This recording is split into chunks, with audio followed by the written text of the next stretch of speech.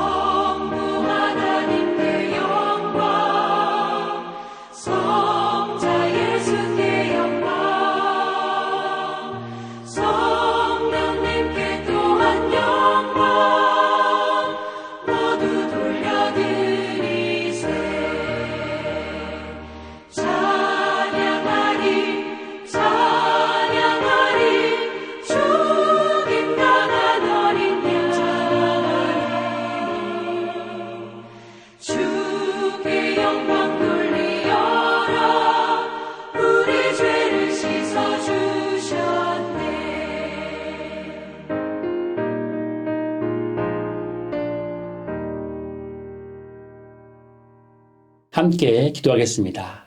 주님 감사드립니다. 오늘도 우리 삶 가운데 함께 하시고 우리를 붙잡아 주심에 감사드립니다.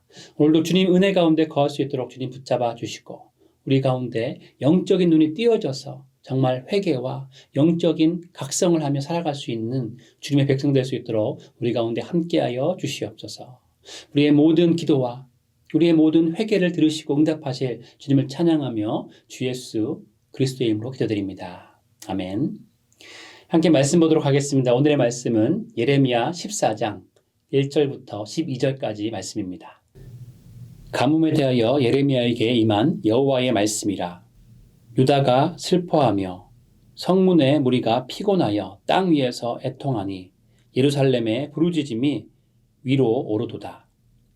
귀인들은 자기 사원들을 보내어 물을 얻으려 하였으나 그들이 우물에 갔어도 물을 얻지 못하여 빈 굿으로 돌아오니 부끄럽고 근심하여 그들의 머리를 가리며 땅에 비가 없어 지면이 갈라지니 밭가는 자가 부끄러워서 그의 머리를 가리는도다. 들의 암사슴은 새끼를 낳아도 풀이 없으므로 내버리며 들나귀들은 벗은 산 위에 서서 승냥이 같이 헐떡이며 풀이 없으므로 눈이 흐려지는도다. 여호와여, 우리의 죄악이 우리에게 대하여 증언할지라도 주는 주의 이름을 위하여 일하소서. 우리의 타락함이 많으니이다. 우리가 주께 범죄하였나이다. 이스라엘의 소망이시여, 고난당한 때의 구원자시여, 어찌하여 이 땅에서 거류하는 자같이 하룻밤을 유숙하는 나그네같이 하시나이까. 어찌하여 놀란 자 같으시며 구원하지 못하는 용사 같으시니까. 여호와여, 주는 그래도 우리 가운데 계시고 우리는 주의 이름으로 일컬음을 받는 자이오니 우리를 버리지 마옵소서. 여호와께서 이 백성에 대하여 이같이 말씀하시되 그들이 어그러진 길을 사랑하여 그들의 발을 멈추지 아니하므로 여호와께서 그들을 받지 아니하고 이제 그들의 죄를 기억하시고 그 죄를 벌하시리라 하시고 여호와께서 또 내게 이르시되 너는 이 백성을 위하여 복을 구하지 말라. 그들이 금식할지라도 내가 그 부르짖음을 듣지 아니하겠고 번제와 소제를 드릴지라도 내가 그것을 받지 아니할 뿐 아니라 칼과 기근과 전염병으로 내가 그들을 멸하리라. 아멘. 겸손한 사람과 교만한 사람은 명확한 특징이 있다고 합니다. 겸손한 사람은 자신의 부족함을 먼저 생각합니다.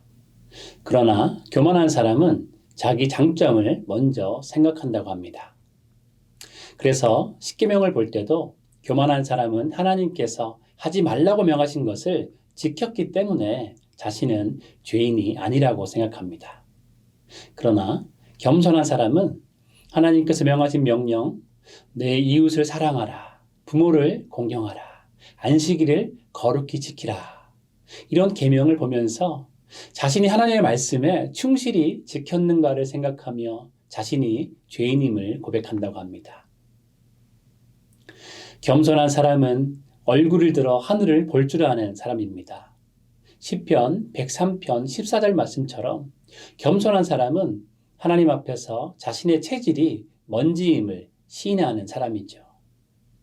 그러나 교만한 사람은 나를 이런 식으로 대접하다니 이렇게 말하면서 항상 불만 속에 살아가는 사람입니다. 이렇게 겸손한 사람과 교만한 사람의 모습을 비교해 보면 이스라엘 백성들의 교만함을 보게 됩니다. 하나님께서 아무리 말씀하시고 경고하셔도 자신들의 잘못을 뉘우치려 하지 않습니다. 하나님이 왜 이렇게 말씀하시면서 왜 선지자들을 보내고 계신지 그 이유를 깨달으려 하지 않습니다. 오히려 자신들의 처지를 비관하고 지금까지 자신들을 사랑으로 인도하신 하나님께 감사하지 않습니다. 마음속에는 늘 불만을 품고 오히려 이방신들을 통해 자신들의 욕심을 채우려고 합니다. 그리고 우상 숭배하면서 하나님 앞에 음행을 저지르고 있는 자신들의 모습을 깨닫지 못하고 나는 율법을 잘 지키고 하나님께 드리는 제사법도 잘 지키고 있으니까 아무런 문제 없다라고 생각하는 것이죠. 북이스라엘은 이런 교만함이 있었기 때문에 결국엔 멸망을 당하게 되었습니다.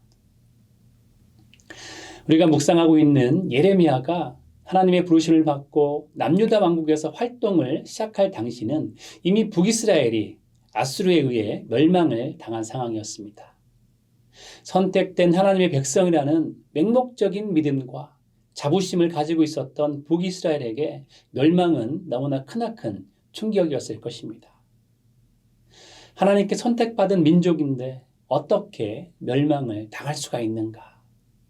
하나님의 백성이라는 자부심 하나로 살아왔는데 하나님께서 어떻게 하나님의 백성을 버릴 수 있는가? 이런 여러 가지 생각들이 있었을 것입니다.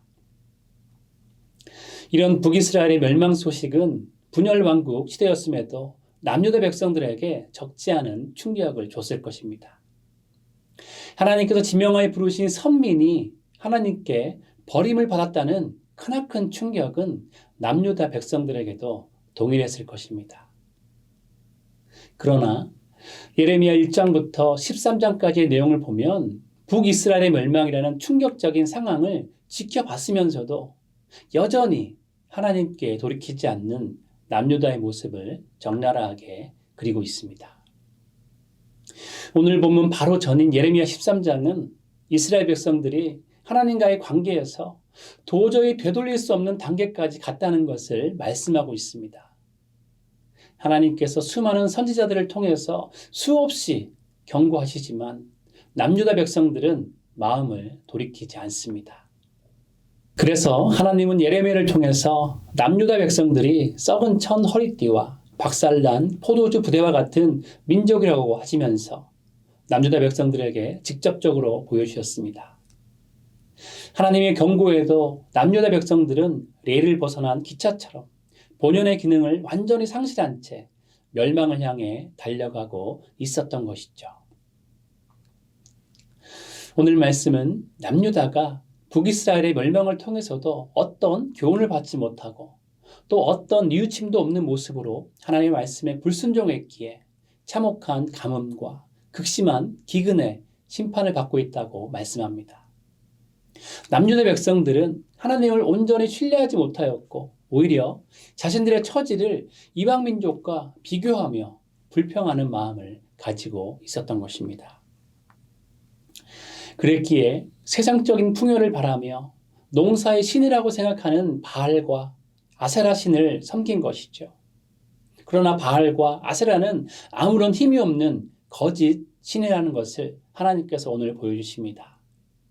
바알 신과 아세라 여신은 아무런 능력이 없는 사람이 만들어낸 허상이라는 것을 하나님은 비를 내리지 않는 심판으로 말씀하고 계신 것이죠. 그래서 우리는 잠언 18장 16절 말씀처럼 교만은 패망의 지름길임을 기억해야 합니다.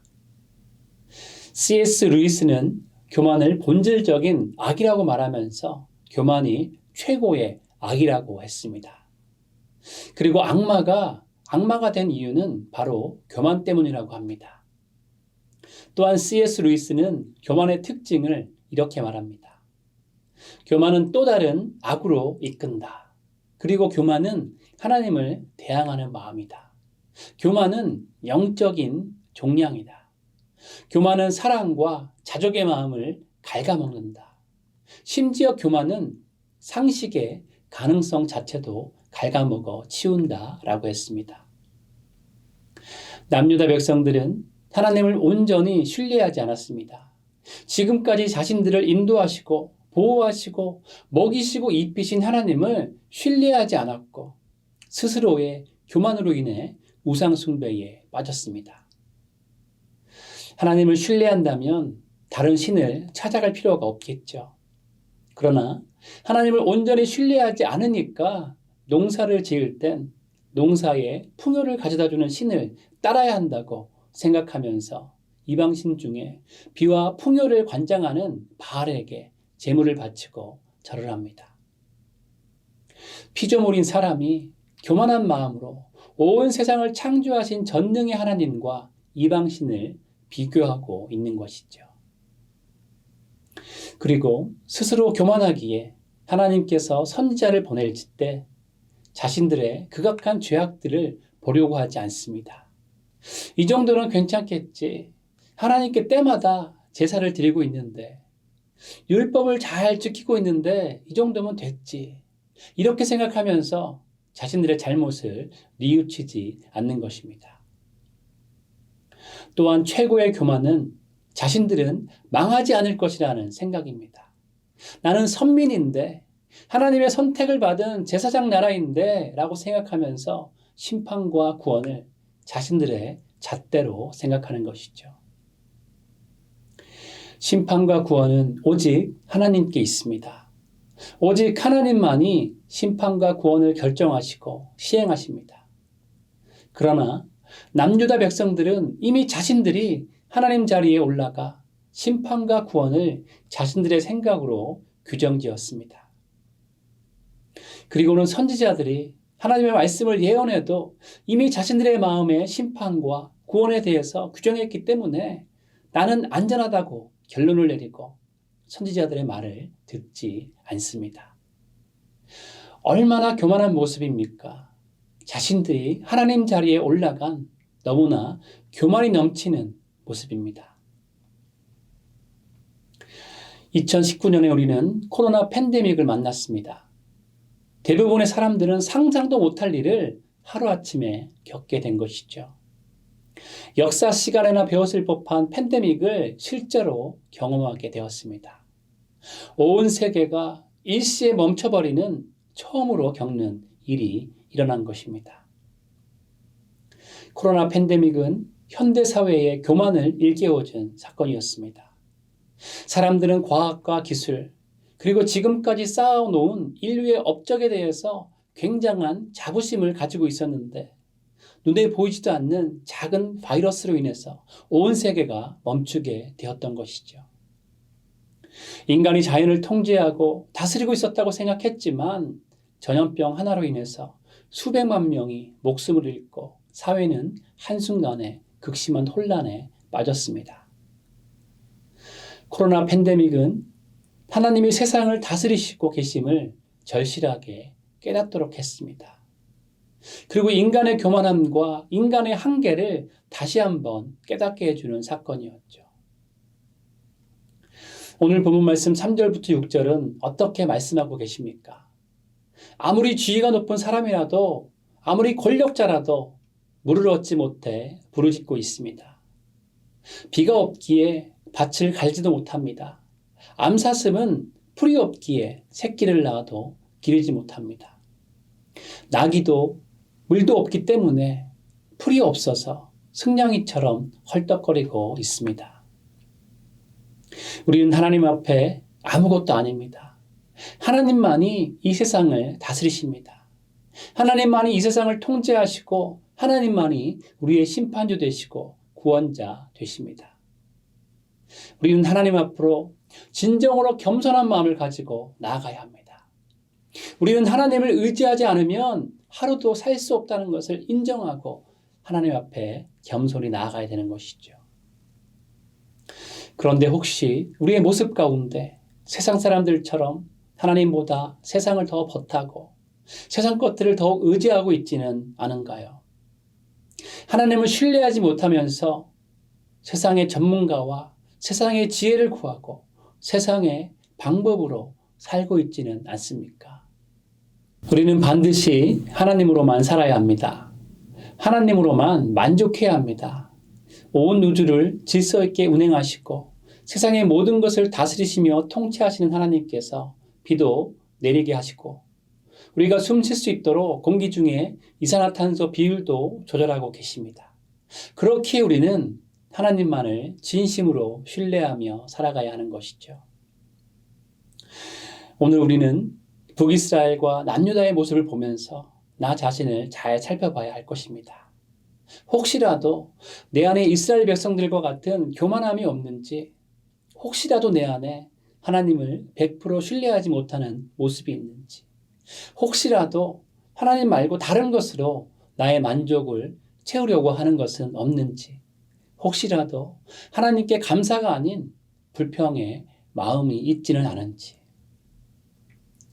그리고 또한 한 가지 더 생각해야 하는 것은 오랜 시간 동안 신앙생활을 하면서 혹시라도 우리의 마음이 무뎌지지는 않았는지 나를 점검해 봐야 합니다.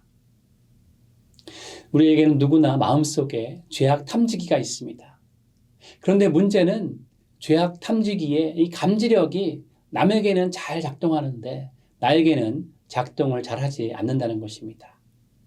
보통 나 자신을 되돌아보는 마음은 너무나도 무딘 것을 보게 되는 것이죠. 그러나 죄악 탐지기는 반대로 적용해야 합니다. 크리스찬은 항상 남에게는 넓은 사랑의 마음으로 그리고 나에게는 꼼꼼하고 보수적으로 죄악 탐지기를 사용해야 하는 것이죠.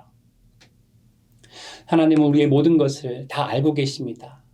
하나님만이 우리를 가장 선한 길로 인도하십니다. 우리를 세상 누구보다 사랑하신 하나님을 신뢰하고 온전히 하나님 한 분만으로 만족하며 또한 감사함으로 하나님 앞에 살아가시는 여러분 되시기를 축복드립니다. 그리고 두 번째로 나눌 것은 하나님이 경고하실 때 진심으로 돌이켜야 한다는 것입니다. 오늘 말씀은 예레미야의 중보기도 내용을 담고 있습니다. 예레미야 자신의 죄가 아니지만 예레미야는 남유다 백성들을 대표해서 남유다의 죄를 인정하면서 하나님께 회개하는 마음으로 중보하고 있습니다.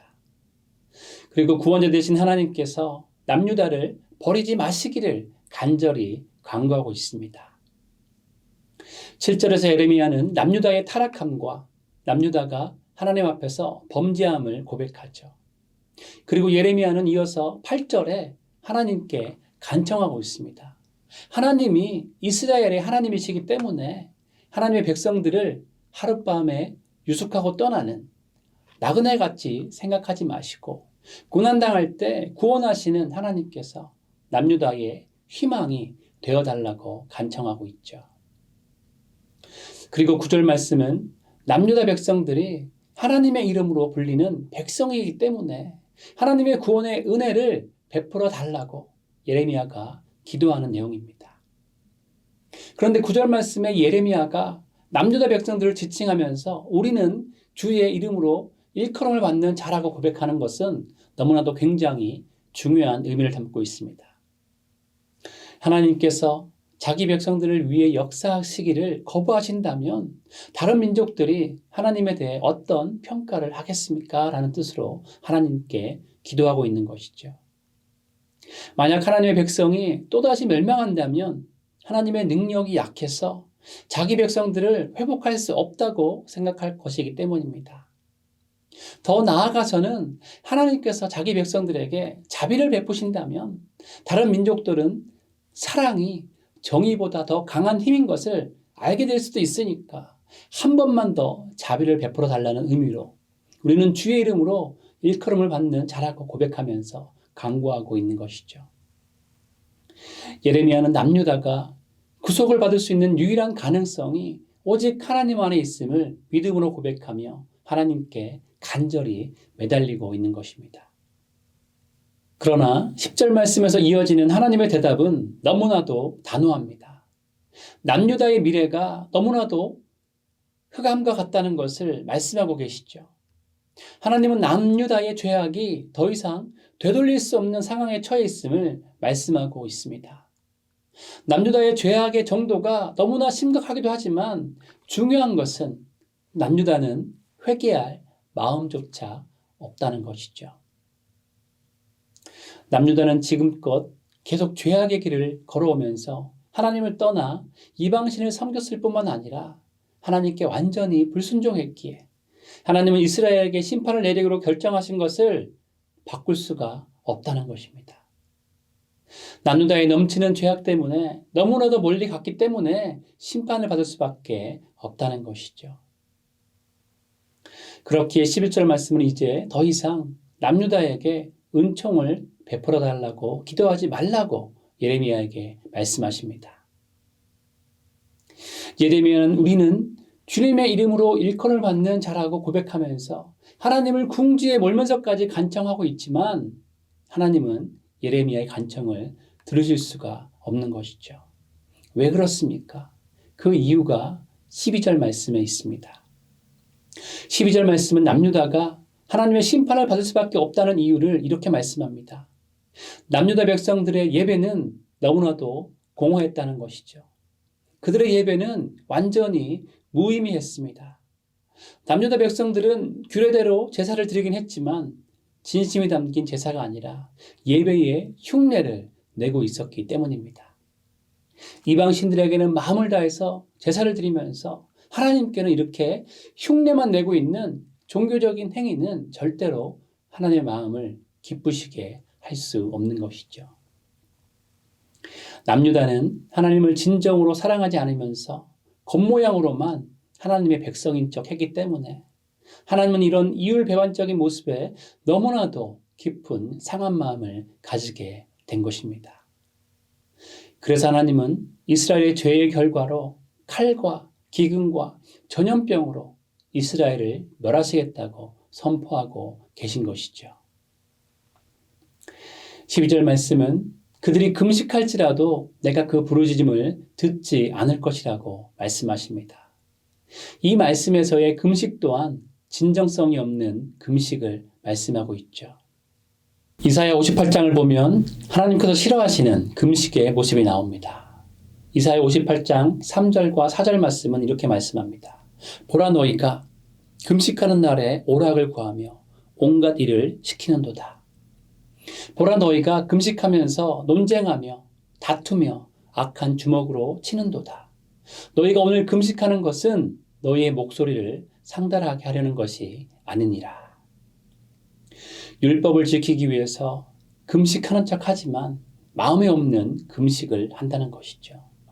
그렇기에 금식하는 날에 오락을 구하고 논쟁하고 주먹으로 사람을 치는 일을 행합니다. 전혀 금식과 맞지 않는 행동이죠. 이들의 행동과 마음은 전혀 다르다는 것입니다. 그렇기에 이렇게 진심 없는 금식을 하면 하나님께서 그들의 기도를 절대로 듣지 않으신다는 것이죠. 그리고 이사야는 이어서 참된 금식은 어떤 것인지에 대해서 말씀합니다. 이사야 58장 6절부터 9절까지의 말씀입니다. 내가 기뻐하는 금식은 흉악의 결박을 풀어주며 멍에의 줄을 끌어주며 압제당하는 자를 자유케 하며 모든 멍에를 꺾는 것이 아니겠느냐. 또 줄인 자에게 내 양식을 나누어 주며 유리하는 빈민을 집에 들이며 헐벗은 자를 보면 입히며 또 내 골육을 피하여 스스로 숨지 아니하는 것이 아니겠느냐. 그리하면 내 빛이 새벽같이 비칠 것이며 내 치유가 급속할 것이며 내 공의가 내 앞에 행하고 여호와의 영광이 내 뒤에 호위하리니 내가 부를 때에는 나 여호와가 응답하겠고 내가 부르짖을 때에는 내가 여기 있다 하리라. 참된 금식을 하는 사람은 흉악의 결박을 풀어주는 사람입니다. 흉악의 결박을 풀어주는 삶을 살면서 금식을 하는 것이죠. 그리고 참된 금식을 하는 사람은 멍에의 줄을 끌어주고 압제당하는 사람을 자유케 합니다. 양식을 나누어 주고 유리하는 빈민을 도와주고 헐벗은 자를 입히고 친척이 어려움을 당하면 모른 척하지 않는 삶을 살면서 금식하는 사람인 것이죠. 남유다 백성들의 삶 가운데 이런 모습이 있었을까요? 전혀 없습니다. 눈을 씻고 찾아봐도 절대로 없습니다. 남유다 백성들은 오히려 자기의 동족을 노예로 팔아버리는 삶을 살고 있었습니다. 그러나 참된 하나님의 백성의 삶을 살면서 금식하는 사람에게는 어떤 일이 일어나겠습니까? 이사야 58장 8절부터의 말씀입니다. 하나님의 치유의 빛이 비춰서 치료가 급속도로 진행되고 하나님의 영광이 호위하고 하나님을 부를 때는 하나님께서 응답하시고 힘들어서 부르짖을 때는 내가 여기 있다 하시면서 하나님께서 응답하십니다. 그러나 안타까운 것은 남유다에게는 참된 금식의 모습이 없었고 거칠애와 마음 없는 행동만 있었습니다. 그래서 남유다 백성들이 부르짖어도 하나님께서는 더 이상 응답하지 않으실 것이기에 더 이상 기도하지 말라고 예레미야에게 말씀하시는 것이죠. 예수님도 동일하게 말씀하십니다. 남에게 보이려고 하는 겉모습만 있는 바리새인의 금식을 예수님께서도 강하게 질책하셨죠. 흉내만 내는 종교적 행위는 절대로 삶의 변화를 가져올 수 없습니다. 그래서 하나님은 하나님을 진심으로 사랑하는 마음으로 예배의 자리에 나오라고 말씀하십니다. 오늘 말씀을 통해서 우리는 진심으로 하나님을 사랑하고 하나님의 말씀을 즐겨 들으며 하나님만을 진심으로 예배하는 참 예배자가 되기를 소망합니다. 말씀을 정리합니다. 우리는 하나님 앞에 절대로 교만한 마음을 품으면 안 됩니다. 교만하면 계속 죄를 짓게 되고, 교만함으로 아무 제약 없이 하나님 앞에 계속 범죄한다면 그 교만은 곧 되돌릴 수 없는 지점을 우리가 지나가게 만들기 때문이죠. 우리는 오늘 말씀을 통해서 어떤 이방신도 어떤 사람도 자연을 눈꼽만치도 다스릴 수 없음을 깨달아야 합니다. 코로나 바이러스로 세상이 멈춰버렸던 시간을 되새기며 오직 하나님께서 이 세상을 다스리시는 심판주와 구원자 되심을 믿음으로 고백해야 합니다.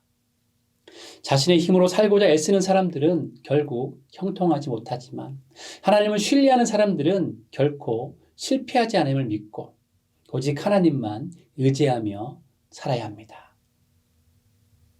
그러나 하나님의 궁극적인 뜻은 심판과 파멸이 아니라 구원과 회복임을 기억하시기 바랍니다. 지금이라도 하나님께 진심으로 돌이킨다면 하나님은 그 어떤 죄악도 용서하시며 우리를 받아주심을 믿으시고 온전한 마음으로 하나님께 나아가 하나님과 동행하시는 귀한 삶 사시기를 주님의 이름으로 축원드립니다. 함께 기도하겠습니다. 주님 감사드립니다. 주 예수 그리스도께서 우리를 위해 십자가의 보혈을 흘리심에 감사드립니다. 아버지, 그 십자가의 보혈 가운데 우리가 살아갈 수 있도록 아버지 붙잡아 주시옵소서. 우리의 모든 죄를 사해 주신 그 예수 그리스도께 감사하는 마음으로, 또 하나님을 의지하는 마음으로, 또 온전히 하나님만을 신뢰하는 마음으로 살아갈 수 있도록 아버지 붙잡아 주시옵소서. 하나님 말씀 가운데 모든 해결책이 있고 하나님 말씀 가운데 길이 있음을 우리가 기억하게 하시고 세상을 바라보는 것이 아니라 오직 하나님만을, 오직 예수 그리스도의 십자가만을 바라보며 날마다 회개하며 살아갈 수 있는 우리가 될 수 있도록 주님 붙잡아 주시옵소서.